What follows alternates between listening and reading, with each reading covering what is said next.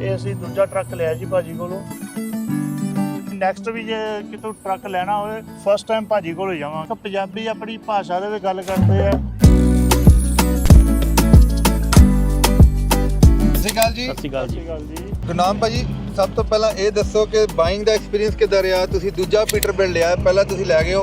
ਬਹੁਤ ਵਧੀਆ ਤੁਹਾਡਾ ਐਕਸਪੀਰੀਅੰਸ ਹੈ ਜੀ, ਬਹੁਤ ਵਧੀਆ। ਭਾਈ ਤੁਸੀਂ ਹੁਣ ਮੀਟ ਰਨ ਕਰ ਰਹੇ ਹੋ ਤੇ ਤੁਸੀਂ ਸਾਡੀ ਸਿਲਵਰ ਪੈਕੇਜ ਵੀ ਦੇਖਿਆ ਤੇ ਸਾਡਾ 골ਡ ਪੈਕੇਜ ਵੀ ਦੇਖਿਆ ਤੇ ਕੰਪੇਅਰ ਜੇ ਕਰੋ ਤੇ ਬਾਕੀ ਬਾਹਰ ਜਿਹੜੇ ਨੇ ਉਹ ਐਜ਼ ਹੀ ਵੇਚਦੇ ਨੇ, ਕਿੱਦਾਂ ਹੈਗੀ? ਨਹੀਂ ਭਾਜੀ, ਤੁਹਾਡੀ ਬਹੁਤ ਵਧੀਆ ਸਰਵਿਸ ਹੈ।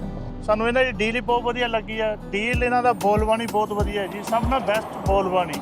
ਜਿਹੜਾ ਇਹ ਟਰੱਕ ਦੀ ਜਿਹੜੀ ਇਨਸਪੈਕਸ਼ਨ ਹੋਈ ਆ ਉਹ CHP ਰਿਟਾਇਰਡ ਆਫੀਸਰ ਨੇ ਕੀਤੀ ਆ। ਠੀਕ ਹੈ ਜੀ। ਤੇ ਉਹ ਦੂਜੇ ਟਰੱਕ ਦੀ ਵੀ ਤੁਸੀਂ ਰਿਕਮੈਂਡ ਕਰੋਗੇ ਦੇਖਣ ਵਾਲੋਂ ਸੁਣਨ ਵਾਲੋਂ USA ਟਰੱਕ ਸੇਲ ਤੋਂ ਟਰੱਕ ਲੈਣ ਦੀ? ਅਸੀਂ ਤਾਂ ਸਾਰੇ ਭਰਾਵਾਂ ਵੀਰਾਂ ਨੂੰ ਕਹਾਂਗੇ ਇਹਨਾਂ ਕੋਲ ਆਉਣ ਤੇ ਟਰੱਕ ਲੈਣ। ਥੈਂਕ ਯੂ ਭਾਜੀ, ਮਿਹਰਬਾਨੀ। Thank you Bhai.